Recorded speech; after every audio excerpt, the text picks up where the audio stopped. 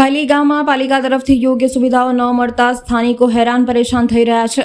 થોડા સમય પૂર્વે ભાયલી ગામનો વડોદરા મહાનગરપાલિકામાં સમાવેશ કરવામાં આવ્યો છે, જે તે વખતે ગ્રામજનોને સુવિધાના સપના બતાવવામાં આવ્યા હતા। જો કે હવે પાલિકામાં સમાવેશ થયા બાદ પરિસ્થિતિ પહેલા કરતાં બગડી ગઈ હોય તેવું લોકોને લાગી રહ્યું છે।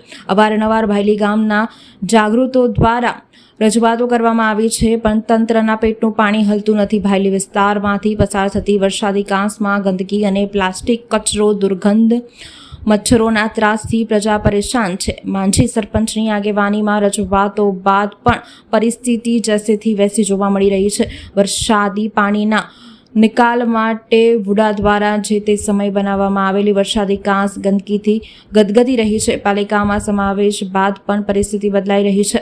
ત્રાહિમામ પુકારી ઉઠેલા ગ્રામજનો દ્વારા ફરી એક વખત તંત્ર સામે રોષ ઠાલવવામાં આવ્યો હતો। સમગ્ર મામલે પૂર્વ સરપંચ દર્પણ પટેલ દ્વારા રોષ ઠાલવ્યો હતો અને યોગ્ય કાર્યવાહીની માંગણી કરી હતી। આ ભાયલીનો આંબેડકર નગર ને ગેલેક્સી સોસાયટી વાળો વિસ્તાર છે અને ભાયલી વિસ્તાર કોર્પોરેશનમાં આજે 5 વર્ષથી વધુ સમય થવા આવ્યો, પણ આ કાંસનો પ્રશ્ન યથાવત છે। આ કાંસ આજે ગંદકીથી ભરપૂર છે।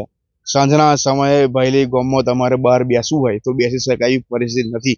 ખૂબ જ મચ્છરોનો ઉપદ્રવ છે, દુર્ગંધનું સામ્રાજ્ય છે, પણ કોર્પોરેશનના અધિકારીઓ એસી કેબિનમાં બેસીને ખાલી ઓર્ડર કર્યા કરે છે અને સફાઈના નામે ખાલી 2-5 દિવસ પેલું પોકલેન મશીન ઉતારે છે અને પછી લઈ જાય છે।